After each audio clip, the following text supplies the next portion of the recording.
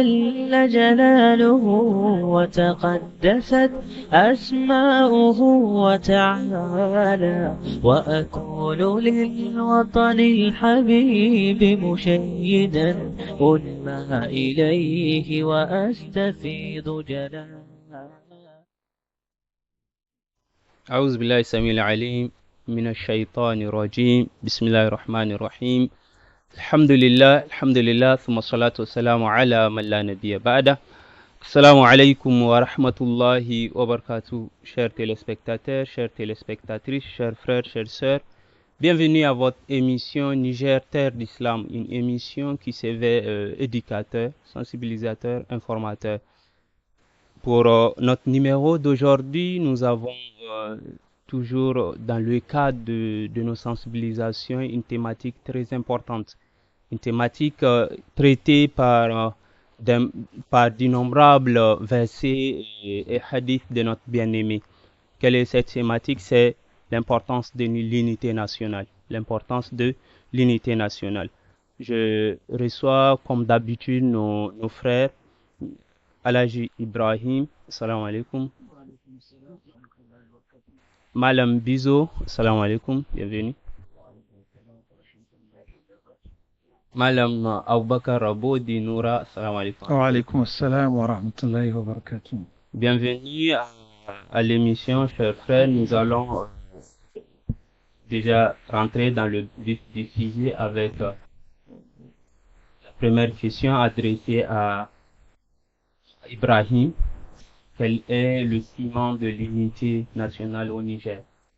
Alhamdulillah Rabbil Alamin. Allahumma salli wa sallim ala nabiyyina Muhammad sallallahu alayhi wa sallam. Chers frères et sœurs, au Niger,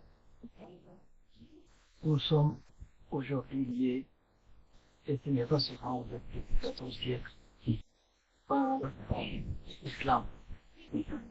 L'islam est le ciment de l'unité nationale au Niger. Cela doit être compris par tous les Nigériens. Notre unité, c'est que Allah nous a choisi une seule religion, l'islam, pour organiser pour la population nigérienne. On partage la vie de Dieu. Nous avons le même livre. C'est le guide sur le Coran. C'est le Coran. C'est le livre rédigé par Allah qui a été sauvegardé par l'humain. Il est resté authentique et il restera jusqu'à la fin. Nous avons la chance d'avoir un seul modèle. C'est le messager d'Allah, Muhammad sallallahu alayhi wa sallam. Tous les Nigériens le prennent comme modèle, comme exemple à suivre. Nous avons aujourd'hui la même qibla, la même direction dans la prière. C'est la Kaaba. Nous avons les mêmes pratiques religieuses. 5 fois par jour, les Nigériens se retrouvent dans la mosquée, dans les sahous, où tu ne connais pas les signes ou les langues des Nigériens. Ils sont serrés dans le blanc, avec une seule religion qui est le dimanche qui est devant, à qui tout le monde obéit. Quand il dit Allah, tout le monde est avec. Quand il voit un jeune, une affliction, tout le monde va avec. Et quand il est devant, c'est la putain. Tout cela, c'est pour que Allah nous prépare à l'unité et à la cohésion. Et nous avons la même chose. Les Nigériens se marient de la même façon dans toutes les régions. Les Nigériens font les funérailles de la même façon. Les Nigériens célèbrent et vivent dans les foyers, marchés et dans la société avec les mêmes valeurs. Il n'y a pas un Nigérien qui va vous dire qu'un homme peut marier un homme, comme on le voit aujourd'hui en Occident. Tous les Nigériens sont unanimes, c'est interdit dans la société humaine. Il n'y a pas un Nigérien qui va vous dire que mentir est une qualité. Tous les Nigériens sont sur eux. Il n'y a pas un Nigérien qui va manquer au respect de ses clients, au respect des personnes âgées, au respect de l'autorité. les Nigériens savent que c'est une valeur. Voilà ce qui fait le ciment de l'unité nationale. Finalement, Madame Bizot, qui dit l'islam sur l'unité nationale.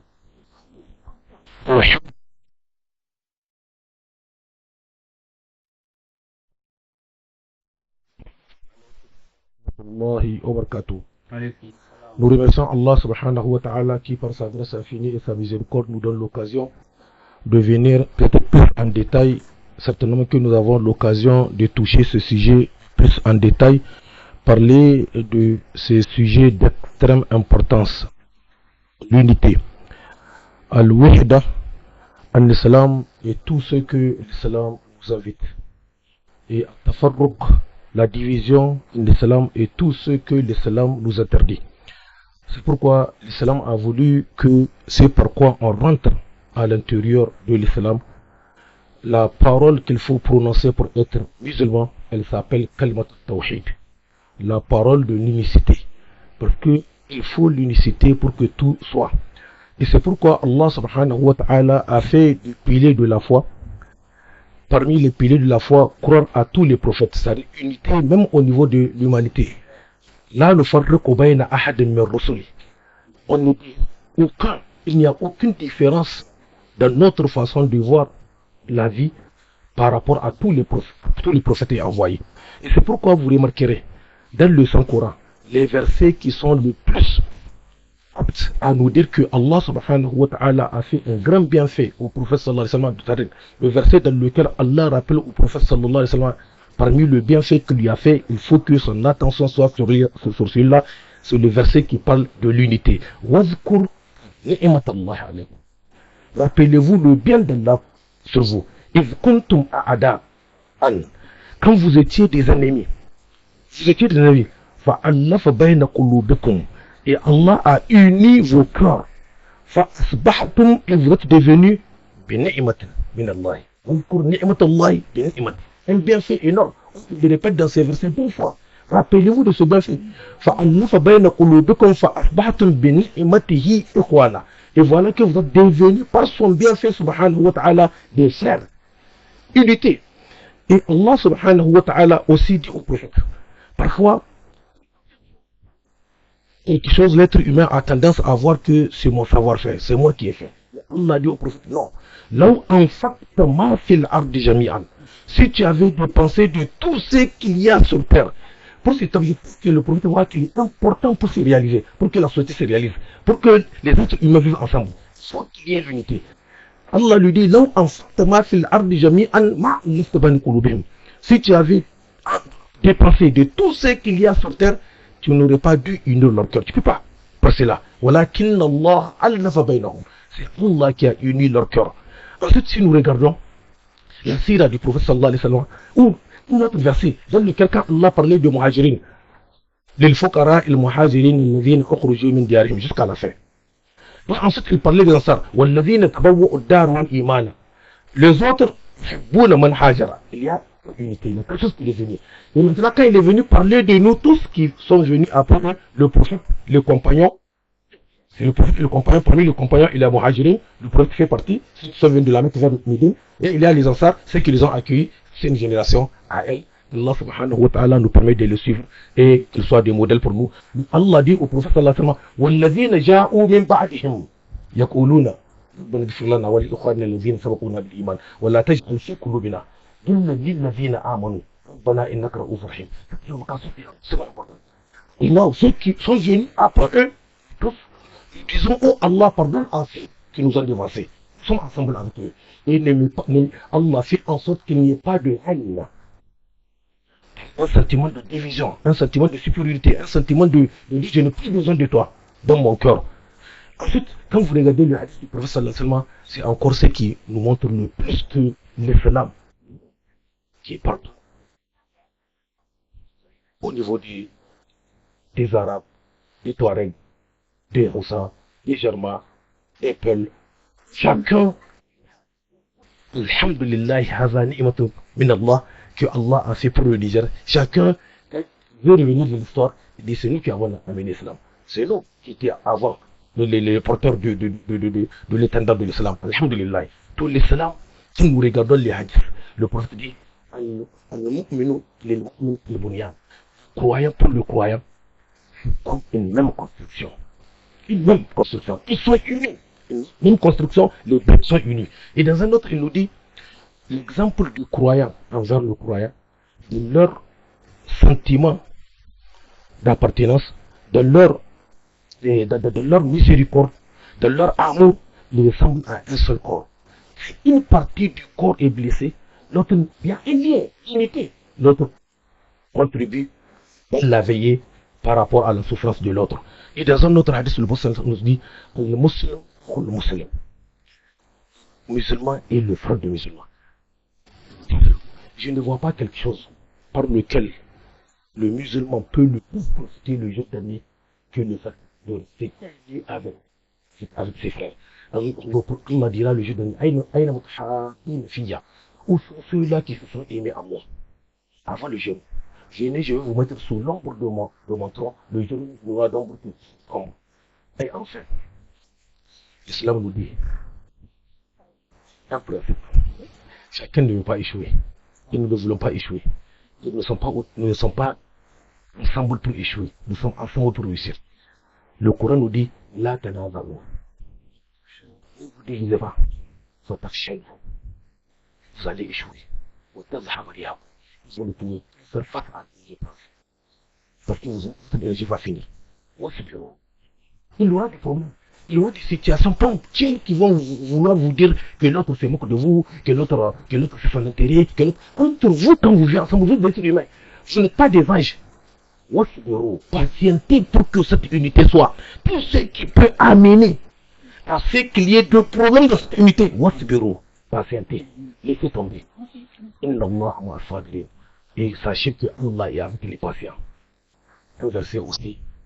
Allah subhanahu wa ta'ala nous dit, c'est très peur. Les croyants, si tu cherches les croyants, alors vérifie seulement dans cette façon qu'ils ont de considérer l'unité. Les croyants ne sont que des frères. Si tu vois, il dit je suis croyant, il n'y a pas de fraternité, il n'y est pas. Si tu vois la fraternité dans un milieu des croyants, ça ils sont croyants.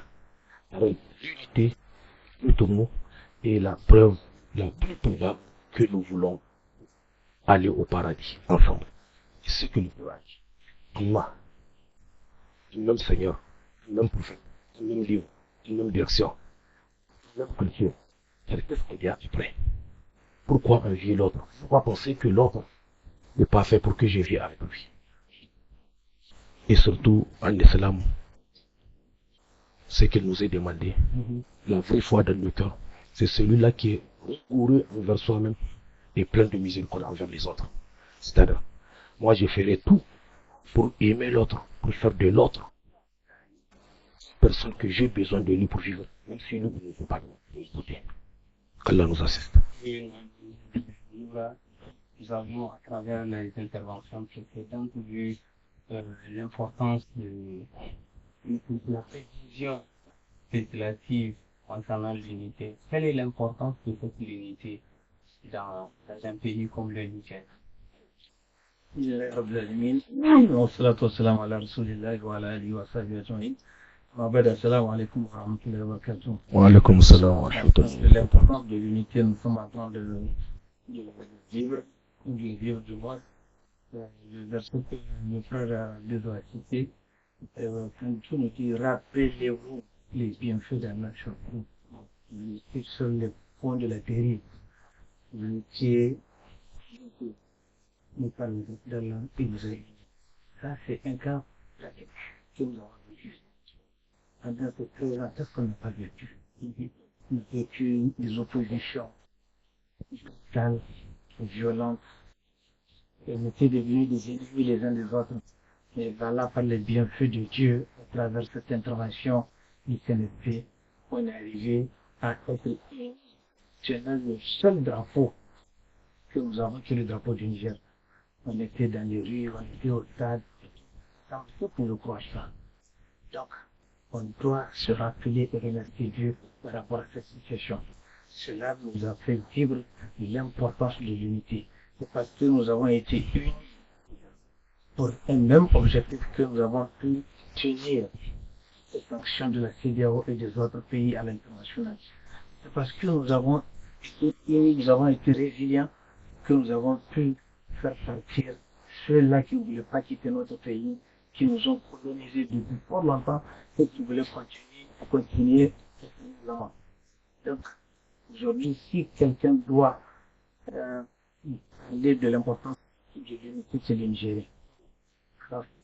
Je ne vois pas en quoi encore le Nigeria va revenir vouloir retrouver une situation de déstabilisation, de séparation, de rancune des uns avec les autres. Si on comprend globalement l'islam, l'islam a mis des principes pour nous mener à l'unité. Au-delà de ces principes, l'islam nous a proposé des solutions et de rupture. Dans un verset, la khayr fi kathirin min najwahum illa man amara bi sadaqatin aw ma'rufin aw islahin bayna an-nas. Il n'y a pratiquement rien de bon dans la majeure partie des rencontres que font les êtres humains. Pratiquement rien de bon, sauf si ils s'engagent pour trois choses. Illa man amara bi sadaqatin. Sauf si ils se retrouvent pour recommander de faire la sadaqa. Aw ma'rufin, ou de recommander le bien, aw islahin bayna an-nas, ou réconcilier entre les humains. Ça veut qu'il y ait une rupture, il faut réconcilier. Donc l'islam, non seulement recommande l'unité, l'islam n'a pas les ruptures entre les êtres humains. Et Dieu dit, ceux qui s'engagent pour ces trois choses, Dieu dit, il va leur donner une récompense énorme. Mais il faut ذلك ابتغاء مرضات الله فسوف يؤتيه أجرا عظيما. أجرا عظيما. Ça c'est lui qui parle. Dieu parle d'une récompense énorme. Imaginez la grandeur de Dieu et qui nous parle d'une énormité de quelque chose. Si à ses yeux, cette chose est énorme, quelle sera-t-elle vis-à-vis de nous autres, le commandement tel? Dieu, son repository est plus vaste que les cieux et la terre. Et nous connaissons en réalité que c'est une récompense que Dieu propose par rapport à ce que font ces trois actes-là. Elle est importante. Donc c'est pourquoi il est important cette culture d'unité. Sans unité, on ne peut rien faire dans ce pays-là. Sans cette unité-là, nous ne pouvons rien faire. Parce que l'ennemi va toujours chercher une faille. Il va passer à travers cette faille-là pour pouvoir poser ses bombes, poser ses éléments destructeurs pour amener la société à être déstabilisée, pour que tout se trouve une place pour et s'installer. Donc, l'unité, l'islam, de l'unité qu'est l'islam, vers tous les actes de l'islam que les frères ont énumérés, toutes les activités, toute l'adoration de l'islam se fait en communion. Le hajj, c'est en même période. Tous les musulmans du monde, ils respectent ce jour. Regardez la journée de Arafat. Cette journée, elle est valorisée de l'autre côté à la Mecque, par les pèlerins. Faire à vivre cette journée de les invocations. D'ailleurs, ceux qui ne sont pas à la Mecque vont jeûner pour être ceux-là qui sont à la Mecque. Oui, donc l'action est connue. La prière, c'est la même chose, le jeûne, etc., etc. Donc l'islam, c'est l'unité. Voilà. L'islam, c'est l'unité. Ibrahim, je point sur l'importance de l'unité. Alhamdulillah Rabbil Alamin. Pour organiser l'unité dans la communauté, c'est d'abord le cœur qu'il faut travailler. Et c'est pourquoi Allah nous prévient.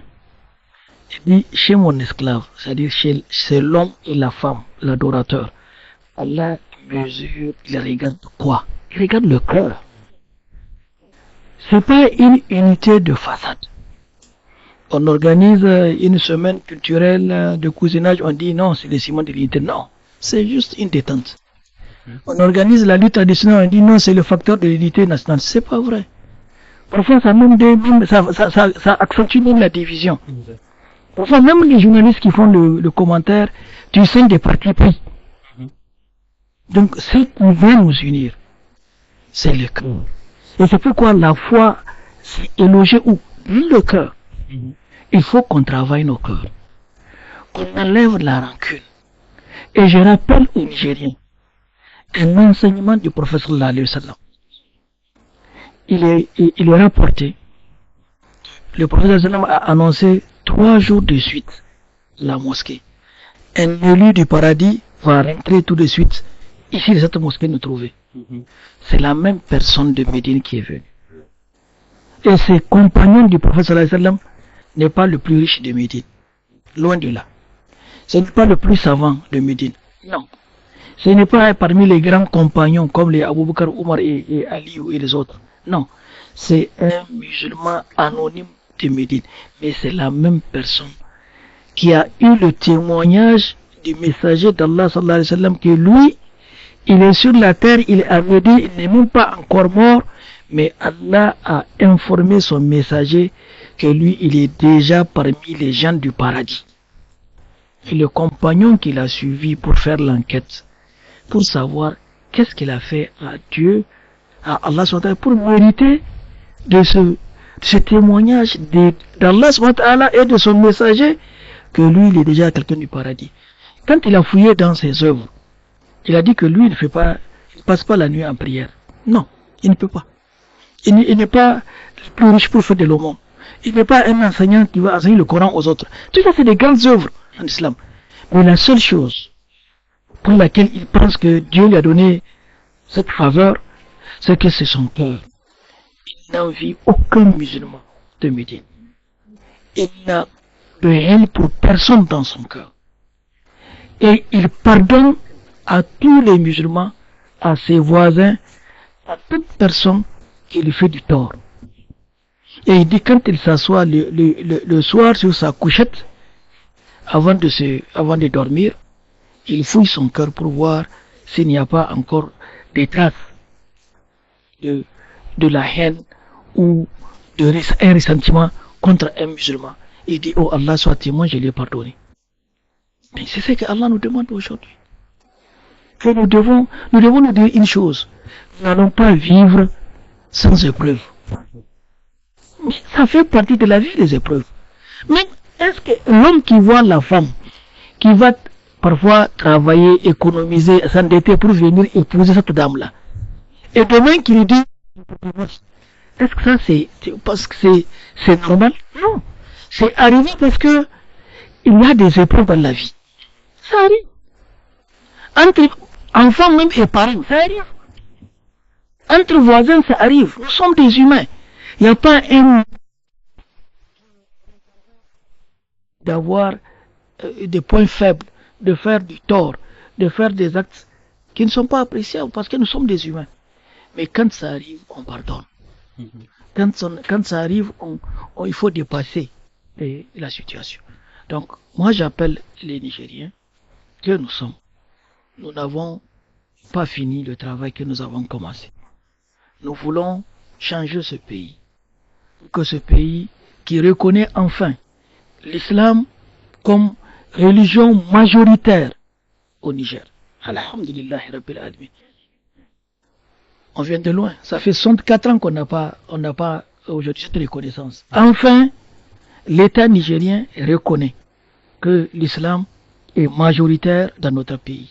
C'est-à-dire que tout ce que nous allons faire devant, l'éducation, la société, les textes, la justice, doit tenir compte de cette nouvelle donne. L'islam est la majorité, est la religion majoritaire de notre pays, et c'est l'islam qui nous invite à l'unité. Si nous sommes des musulmans, nous devons vivre la foi de l'islam, nous devons nous aimer. Et je veux finir par encore un enseignement du professeur islam.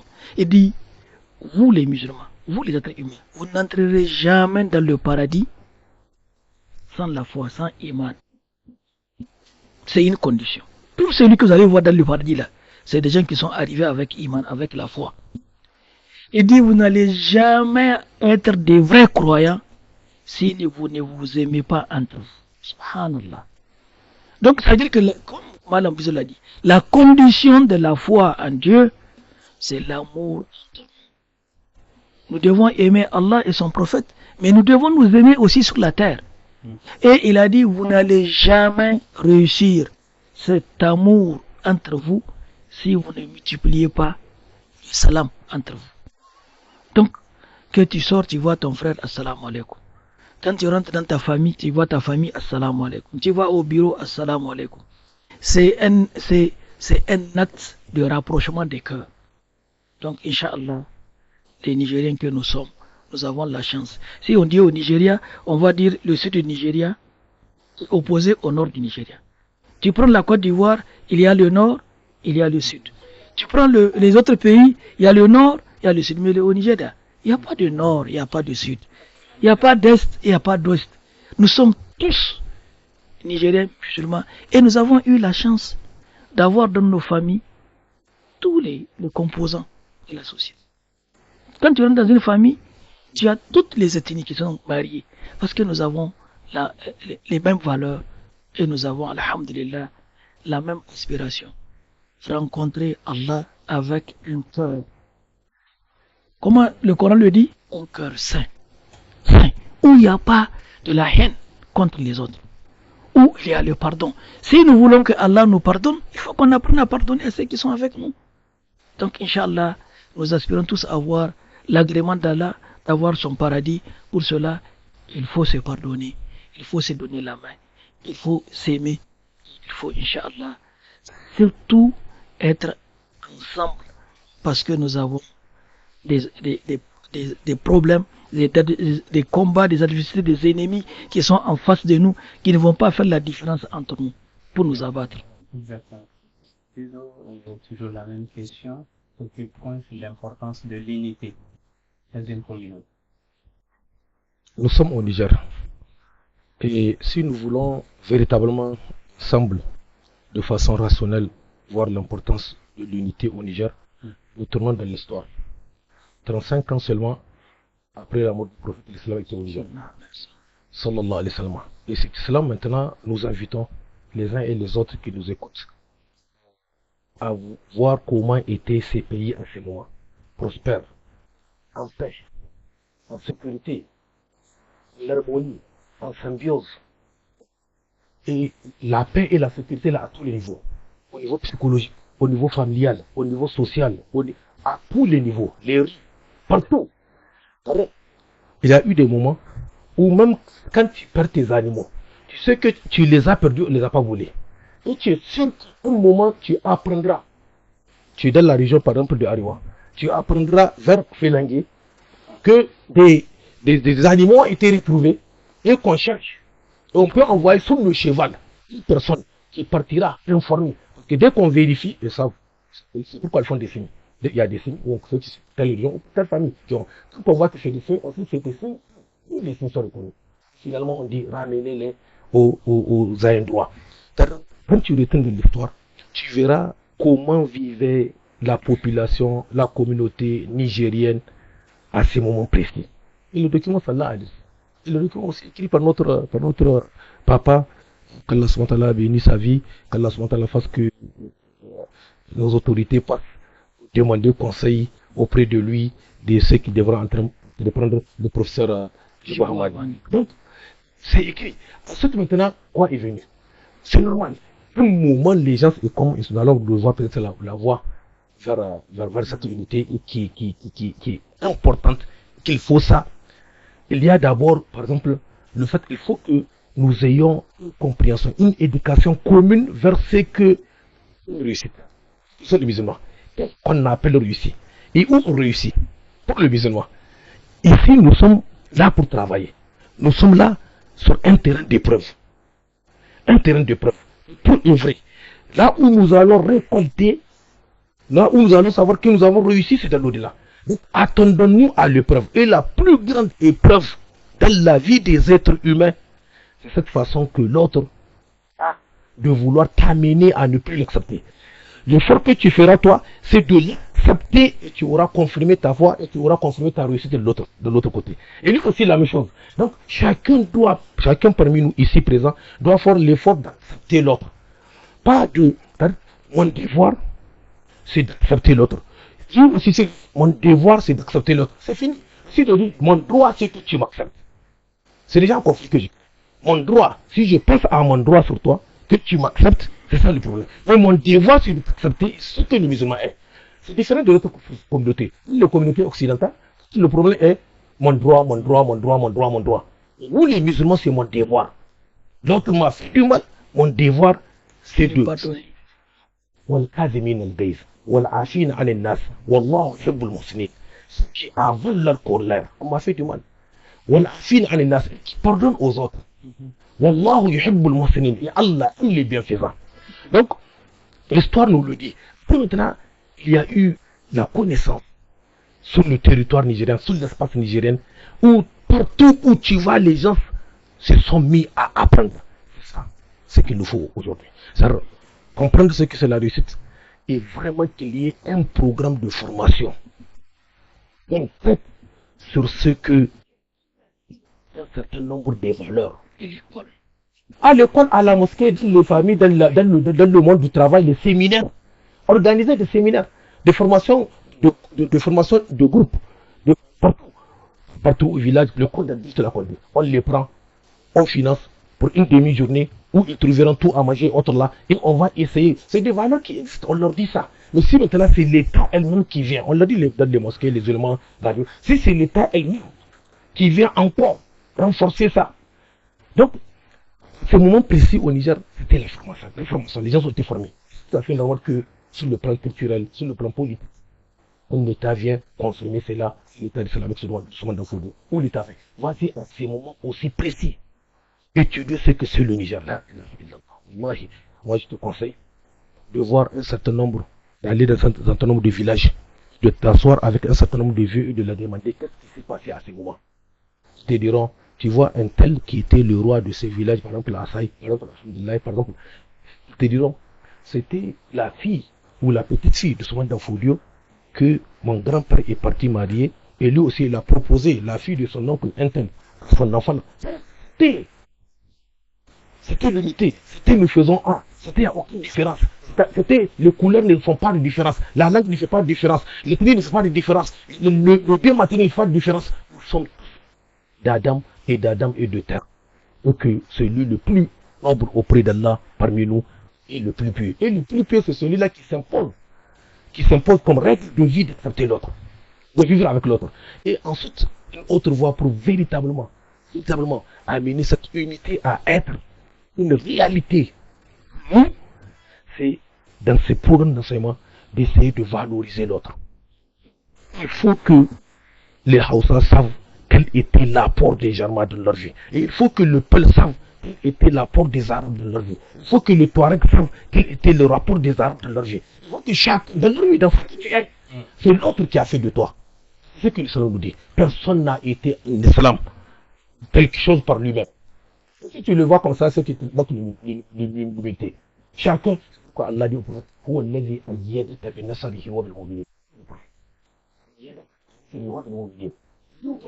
c'est moi qui t'ai renforcé. C'est moi qui ai fait de toi ce que tu es. Pour mon secours, et des croyants qui étaient autour de toi. Personne n'a été en islam quelque chose par lui-même. Les Maoris ont été quelque chose par les Peuls. Les Germains ont été quelque chose par les Touaregs. Les Gourmas ont été quelque chose par le Peul. Les Peuls ont été quelque chose par le Gourma. C'est une réalité historique et il faut que je le sache pour valoriser l'autre. Et l'autre, vous savez, en le faisant, car si on me dit c'est que l'autre, et je le valorise, il est obligé de m'aimer. Le monde là qui Allah fait bizarre. Pour avoir un cœur, c'est facile. La méthode pour avoir un cœur, c'est de le séduire. Mais comment? En le valorisant. Si je te valorise, tu n'as pas de choix que de m'aimer. Donc, si on m'apprend ce que l'autre, je vais le valoriser, il va m'aimer. Si lui, on lui apprend ce que je suis, il va me valoriser et je vais l'aimer. C'est fini. Il y a l'amour entre nous.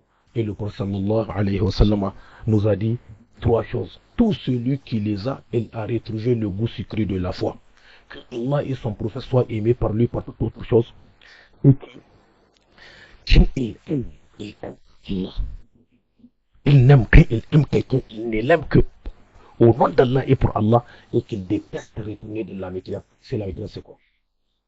C'est la division. Elle est la mère, elle est la source de la méthode. La division. La division. Tous les malheurs de l'humanité est dû à la division. Je suis meilleur que l'autre. L'autre, il faut que je le domine. diviser. Et tout peut venir. Parce que l'ennemi, notre ennemi, l'ennemi de l'Ashaitan, il joue sur sa force. Comment diviser pour les amener à se détester? Comment diviser pour les amener à se tuer? Comment diviser pour les amener à se spolier? Comment diviser pour les amener à ne pas être les êtres l'ami de quoi pour échouer de l'au-delà? Donc, trois choses. Et qui détestent retourner de la mécanique autant qu'ils détestent jeter dans l'enfer. L'unité. Il n'y a que ça pour soit fort. L'unité, il n'y a que ça pour qu'on puisse. Dans un même bateau, on l'a dit une fois. Allah SWT nous aide à retrouver cette unité. Il a parlé de l'unité. On est en train de parler de l'unité. L'importance de l'unité. On dit vers le contraire, les conséquences de la division. Les conséquences de la division. J'allais dire, d'abord, cette unité, il est même une nécessité. Parce que si on n'est pas unis, les conséquences sont énormes. La première conséquence, c'est la division. C'est-à-dire que on n'a de considération que pour soi-même. On ne considère pas l'autre. Et c'est ce que le frère Béza a dit. Quand tu valorises l'autre, il va t'aimer. À partir du moment où tu le considères plus, tu ne peux pas le valoriser. Et donc tu le dévalorises. Tu deviens son ennemi, il va te détester. C'est la première conséquence. La deuxième conséquence, c'est la faiblesse. On s'affaiblit quand on n'est pas uni. On devient vulnérable. On devient vulnérable. On ne peut pas se renforcer. L'un ne peut pas s'attendre de l'aide de l'autre. S'il t'arrive quelque chose, l'autre va bien aimer regarder ta destruction jusqu'au bout. Et peut-être qu'après toi, c'est réduit. Individuellement pris, vous êtes plus fort. Vous êtes vulnérable et l'ennemi peut saisir l'occasion pour vous abattre individuellement. Donc ça, c'est important à comprendre. Nous vivons dans une société, c'est parce que nous avons des choses en commun que nous aimons vivre dans cette société. Si chacun sait qu'on respecte ce qu'il a de mieux, à ce moment-là, il se sent fort vis-à-vis de l'autre. Oui. Ce que Sayyidina Abu Bakr a dit, lorsqu'il avait été en tant qu'Amir al-Mu'minin, il dit aidez-moi à ce que je reprenne ce qui appartient aux faibles auprès de ceux qui sont forts. Donc il va dans son combat d'Amir al-Mu'minin, il va tout faire pour que le droit et le devoir des uns et des autres soient respectés. Parce que le plus souvent quand on les divise, les gens parlent de droit. Alors que la première des choses qui nous incombe, c'est notre devoir d'abord. Parce que nous serons demandés d'abord par rapport à notre devoir vis-à-vis de l'autre. Aujourd'hui, l'islam, dans le sens de l'unité que l'islam pose, l'islam propose même aux non-musulmans de venir ensemble. Ya ahlul kitabi ta'alaw ila kalimatin sawa'in baynana wa baynakum. Il dit aux vous gens libres, venez à une seule parole, vous et nous. Ouais, vous et nous, c'est-à-dire que chacun est sur sa religion. Mais l'islam propose à ceux-là qui sont de l'autre côté de revenir par rapport à la même parole qui est La ilaha illallah Muhammad Rasulullah sallallahu alayhi wa sallam, qui se trouve pratiquement dans tous les livres. L'unité de Dieu. C'est l'unité de Dieu qui va faire l'unité de la communauté. Donc, si l'islam propose à ceux qui ne sont pas musulmans de venir pour partir ensemble, ce n'est pas aux musulmans de standard religieux de venir, et c'est que c'est même, ça s'impose. Ça s'impose. Et aujourd'hui, cette nécessité de l'unité, quand on reste unis, on sauve ce que nous avons de meilleur. Aujourd'hui, ce sacrifice que les gens sont en train de faire de l'unité, ce n'est peut-être pas pour que eux, ils bénéficient des bienfaits de cette unité, mais c'est pour préserver les bienfaits pour que les progéniteurs qui viendra après. Ils vont parler de l'histoire, comme Bézou est en train de parler de l'histoire aujourd'hui. C'est ce que les autres ont fait, ça que nous sommes en train de bénéficier. Aujourd'hui, notre sacrifice dans cette unité, il y a une compagnie du prophète qui dit, Ibn Masoud, il dit, c'est uni, c'est capital. Ce que vous aimez de la division, ou bien ce que vous rejetez, ce que vous ne voulez pas de l'unité, ce qui vous gêne de l'unité là, est 1000 fois meilleur que ce que vous aimez de la division. Et que quel qu'en soit la gêne que vous trouvez à vivre ensemble pour une cause quelconque, supportez, soyez résilients. Un exemple concret chez les animaux dans les régions où il fait froid, où il y a la neige. Le porc épic qui vit dans ces régions-là, c'est pas comme le porc épic qui vit dans nos régions. L'avènement de la neige, ils supportent pas. Ils ont besoin de chaleur. Ils ont une peau très, très fragile sous les écailles là. Alors, quand la saison arrive, ils se rassemblent. Ils se collent. Malgré qu'ils vont se piquer avec les écailles et leur armement là, ils vont supporter cette douleur là jusqu'à ce que le temps passe pour avoir un peu de la chaleur et pouvoir rester vivant. La limité est d'une importance capitale. Quels sont les moyens, les voies et moyens pour renforcer? On a vu avec l'islam, on était unis, on est unis. Et quelles sont les voies et moyens pour renforcer l'unité dans la communauté? Alhamdulillah. D'abord, il faut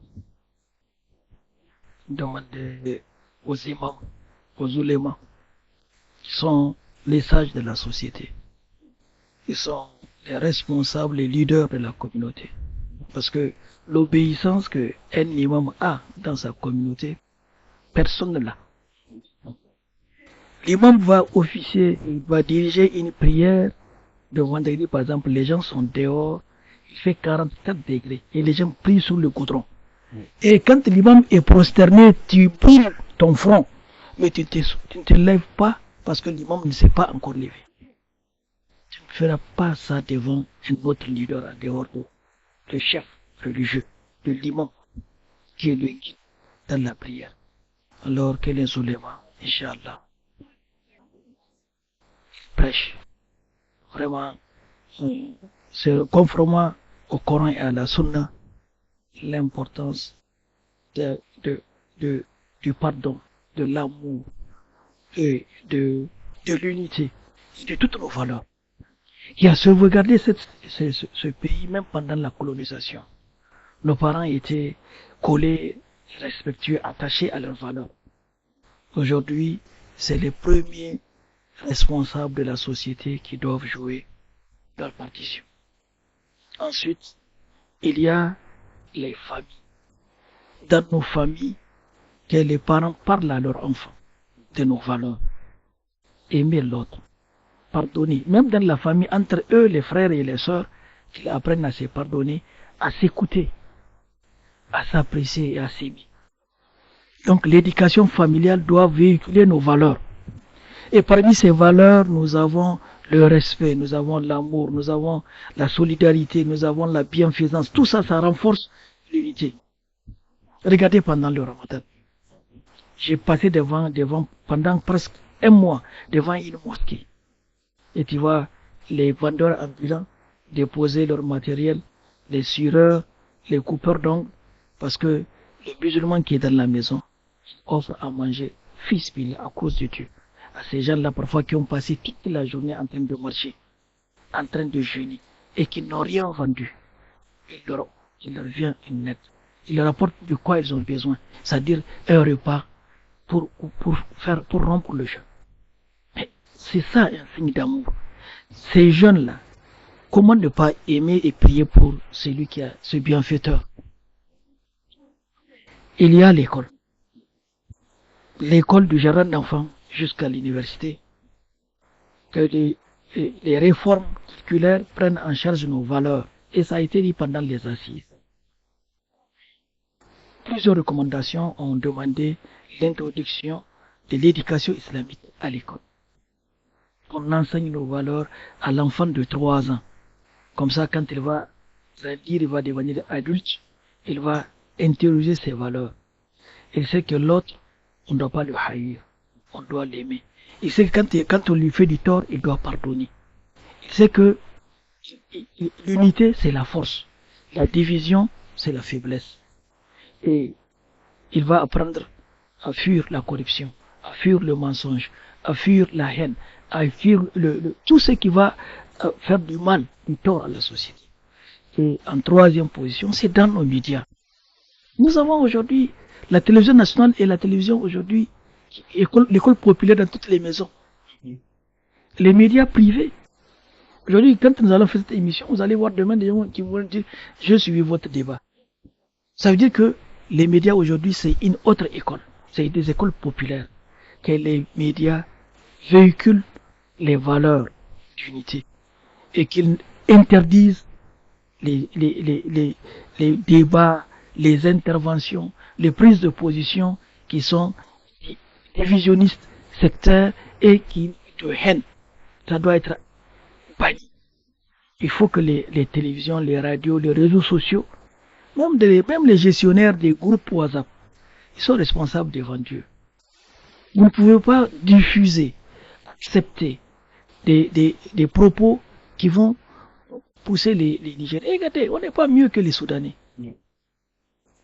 Qu'est-ce que le Soudan est devenu aujourd'hui? C'est à la base de la haine. C'est la division entre des musulmans du même pays. Aujourd'hui, ils sont en train de s'entretuer. Et ils ont encore des pays ennemis derrière pour les armer, pour continuer à se décimer. Ce qui est arrivé aujourd'hui en Syrie, ce qui est arrivé aujourd'hui dans les autres pays musulmans. Mais en Libye, quel est le pays le plus prospère où il fait bon vivre autant que la Libye, autant de Kadhafi? Ils sont aujourd'hui. Quand quelqu'un témoignait, il dit il a connu la Libye pendant le temps de Kadhafi. Il est revenu après la guerre. Il a vu des Libyens qui ont faim, des Libyens qui n'ont pas de maison, des Libyens avec des bagages sur la tête en train de fuir des quartiers parce qu'il y a des tirs. Je dis wallah, il ne s'en revenait pas. Parce qu'il a connu ce pays-là, autant de l'unité du peuple libyen, autant de la paix et de la prospérité. C'est ça qu'il ne faut pas souhaiter pour notre pays. Et il ne faut pas minimiser les étincelles. Quand il y a des étincelles, si on ne prend pas garde, ça peut devenir un incendie. Qu'Allah nous préserve, qu'Allah nous amène, Inch'Allah, vraiment à la crainte de Dieu, au pardon, à l'amour et à l'unité. Amen. Bisous. Les voies et moyens pour renforcer l'unité. C'est davantage l'unité au Niger. L'islam, par la grâce d'Allah subhanahu wa ta'ala, qui est notre vie, parce que le musulman, parce que le Nigérien, dès que tu dis l'islam, il t'abandonne tout, il te laisse tout. Et le frère a beaucoup insisté. Moi, je vais prendre 2 points que l'islam a dit. Le premier point, c'est l'intérêt commun. Les gens ne savent pas ce que ça veut dire dans la vie commune, masalah amma. Regardez dans la jurisprudence. Chaque fois qu'on dit par rapport à un fait, voilà ce qu'il faut faire, surtout dans fiqh al-mu'amala, dans la jurisprudence de relations sociales, quand on dit voilà ce qu'il faut, voilà, les éléments laissent toujours une place pour dire wa bab al-masalah. Bab al-masalah. Ici, c'est un chapitre qui parle de possibilité de réconciliation. Possibilité. Même si la charia a dit ça, si on le fait, ça risque de diviser. Ça risque de diviser les gens. Et ce que Moussa a dit quand il est venu à Haroun. Il a dit, j'ai eu peur que tu dises que j'ai divisé parmi les présidents d'Israël. C'est pourquoi je les ai laissés adorer le veau. Parce que tu reviens, tu les trouves unis. Et tu les trouves tous unis. Et comme ça, la réforme est facile. Ils sont unis. Tu peux t'embrouiller les Mais s'ils sont divisés, ça va prendre du temps. Et ça peut aller à des situations de confrontation. Donc, l'intérêt commun, je voulais attirer l'attention, mon attention et l'attention de ceux qui nous regardent à ce moment sur ce qu'on appelle l'intérêt commun. Dans la vie ensemble, il peut y avoir une décision qui ne plaît pas à personne. Aucunement. Nous sommes 9, nous avons des différents, et nous avons décidé de vivre ensemble. Une décision peut ne pas arranger personne de nous, à présent, mais qui peut arranger au futur nos enfants.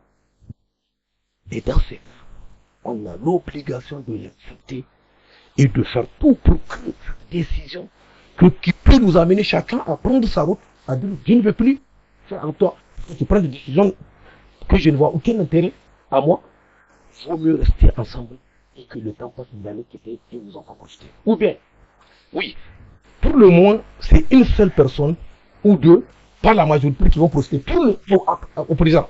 Mais dans le futur, ça sera la majorité. Par exemple, on peut décider, nous vivons dans un village, où tout un quartier, de le balayer pour faire une zone industrielle. Il y a des intellectuels parmi nous. Il y a des cultivateurs. Les intellectuels ont des diplômes, ont trouvé du travail, donc on peut parmi nous. Mais ceux-là aussi seront déplacés. Mais dans le futur, cette zone industrielle, si elle est faite, se construite, la population, elle peut les retomber, peuvent se retrouver à tous les niveaux. Le cultivateur peut profiter, les éleveurs peuvent profiter, tout le monde peut pas profiter. C'est ce qu'on appelle l'intérêt commun et à réexpliquer aux Nigériens. C'est pourquoi quand 10 personnes, quand une personne meurt, si on tue une personne, ces 10 personnes, on ne sait pas c'est qui, on les tue tous. On ne sait pas c'est qui. Parce que l'intérêt commun, tu n'es pas. Donc l'intérêt commun, alors c'est une seule personne, mais l'intérêt commun va amener à ce qu'on puisse agir comme ça. Donc c'est pourquoi le sujet, l'intérêt commun, est à réexpliquer aux Nigériens, et comme il l'a dit, il faut passer par les écoles, par les mosquées, par tout ce qu'il a cité, alhamdulillah. La deuxième chose que j'aimerais attirer notre attention sur ça, c'est véritablement la justice. Il faut que tout ce que nous posons, que ce soit la justice qui le dirige. Maintenant, si l'incompréhension est, de ne pas nous inquiéter. Tant que l'acte posé relève de la justice, ne t'inquiète pas de tout ce qui viendra vouloir dire qu'il est faux. Ce qui est juste, finira par se voir juste. C'est pourquoi donc, vivre en commun nous impose de voir l'intérêt commun. Vivre en commun impose à chacun d'entre nous d'être juste soi-même. C'est pourquoi Allah a dit, Ma ja'ala Allahu li rajulin min qalbayni fi jawfihi. Allah n'a pas mis deux cœurs, une façon de se diviser toi-même dans ta poitrine. Nous devrons tous voir une même direction qui est ce que nous allons laisser à nos enfants comme Niger. Qu'est-ce que nous voulons pour nos enfants comme Niger? Quel Niger pour nos petits-enfants? Nous devrons tous voir 100 ans, 200 ans et non 2025. Nous avons l'intérêt à rester ensemble, à rester unis, parce que le Niger est pour nous tous. Et quel que soit ce que nous pouvons voir qui peut nous déranger, invoquons Allah subhanahu wa ta'ala qu'il fasse de tout ce que nous prenons comme décision un bien. Oui, pour renforcer l'unité. Bon, les voies et moyens, en premier lieu, moi je dirais, nous sommes dans un pays à 99% musulmans. Il faut qu'on considère notre islamité d'abord. Parce que le plus souvent, quand on parle de ce nombre de musulmans, beaucoup d'entre ces musulmans-là ne comprennent pas véritablement l'islam dans ses fondements. Dieu nous a expliqué, Dieu qui nous a créés, pourquoi il nous a créés, qui nous sommes. De la même manière que quand tu achètes une tablette, tu prends le catalogue, pour faire fonctionner cette tablette, tu vas sur les instructions, sur le catalogue. Donc Dieu nous dit, إنا خلقناكم من ذكر وأنثى وجعلناكم شعوبا وقبائل لتعارفوا إن أكرمكم عند الله أتقاكم. Nous avons créé à partir d'un mâle et d'une femelle. Donc nous avons tous la même base. Adam et Hawa. Adam et Hawa. Il n'y a pas quelqu'un qui est issu d'autres, en dehors de ces gens-là que nous sommes. Voilà, ce sont nos grands-parents. Adam et Hawa, nos grands-parents. Alors, à partir du moment où nous avons les mêmes grands-parents, ça veut dire que nous avons les mêmes sources. Les mêmes sources. Et pourquoi Dieu nous a créés? Il dit, nous n'avons créé l'homme et le génie que pour l'adoration de Dieu, que pour m'adorer, que conjonction de coordination qui exclut toute autre chose. Donc, en dehors de l'adoration de Dieu, Dieu n'a besoin de rien de notre part. Et dans cette adoration, il y a l'acceptation de soi, tel que Dieu t'a créé. Dieu a voulu que tu sois un tel. Tu l'es. Tu l'acceptes. Tu le remercies.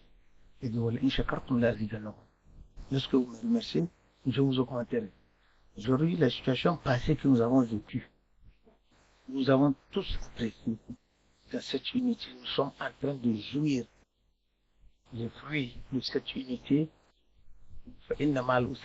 après avoir vécu des périodes pénibles, aujourd'hui nous entamons une période plus ou moins positive. Alors, si on veut réellement la continuité de cette période que nous venons d'entamer, la question de cette voie qui va nous unir, elle est importante. Et la première voie, c'est la foi en Dieu. C'est notre foi vis-à-vis de notre Seigneur qui nous a créés. Il a dit qu'il nous a créés pour que nous interconnections. Il nous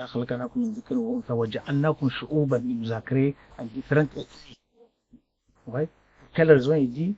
Pour que vous vous interconnectiez. C'est pour que chacun d'entre nous ait un profil. Quand je vois Bisou avec ses cicatrices, je sais que c'est un Maori. Il est clair ou il est noir. Tout ça là, c'est des objets d'identification. Ce n'est pas des objets de valeur ou des éléments le valorisant vis-à-vis de l'autre ou le rabaissant vis-à-vis de l'autre. Non, c'est une catégorisation voulue par Dieu. Le fait qu'il soit d'une ethnie à part entière, que moi je sois d'une autre ethnie, qu'il soit noir, que je sois clair, etc., etc. À la fin, c'est pour que quand je le vois, je sais que c'est Bisou, quand je te vois, je sais que c'est mon médecin. Donc, ce n'est pas un objet de prééminence où je dois penser que non, je suis clair, je vaux mieux que le noir. Non, ça n'a pas de sens. Le prophète a attiré l'attention de ses compagnons et la personne du Bilal. Il est noir, c'est lui le musulman du prophète et il dit que le noir n'est pas plus valeureux que l'arabe n'est pas plus valeureux que le noir. Donc c'est comme ça que nous devrons aller dans ce sens. C'est l'islam qui nous l'impose, c'est l'islam qui nous l'enseigne. Donc, comme l'a proposé le frère Ibrahim, il faut que nous revenions dans cette éducation à travers l'école, à travers les médias. C'est une école aussi, ce que nous sommes en train de faire, ça doit être multiplié dans d'autres télévisions pour que ce débat-là renforce, pour revitaliser notre unité. Parce que l'unité, elle doit toujours être renforcée. Parce qu'il y aura toujours des épreuves. L'homme est créé pour vivre les épreuves. C'est ça. Les épreuves, ça ne va jamais manquer. Donc c'est ces voies-là que nous devrons préserver, la foi en Dieu et la conformité avec l'enseignement du prophète alayhi salatu wassalam. Jazakumullah khair, chers téléspectateurs, chères téléspectatrices, chers frères et sœurs, nous sommes à la fin de votre émission Niger, terre d'Islam. Le sujet qui était en discussion, c'était la question de l'importance de l'unité. Nous l'avons tous compris à travers les différentes interventions. L'unité est le ciment, l'islam est le ciment de l'unité de la communauté nigérienne et l'unité est d'une importance capitale. Préservons-la et préservons-la. Les moyens pour la préserver, nous avons l'école, l'éducation parentale et aussi les médias qui ont une très grande responsabilité dans le renforcement de cette unité. Chers frères et sœurs, ainsi nous vous donnons rendez-vous au prochain rendez-vous de Niger, terre d'Islam, Inch'Allah. D'ici là, prenez soin de vous, qu'Allah bénisse le Niger et son peuple, qu'Allah unisse nos cœurs, qu'Allah bénisse davantage notre pays. سبحانك اللهم وبحمدك أشهد أن لا إله إلا أنت نستغفرك ونتوب إليك السلام عليكم ورحمة الله وبركاته.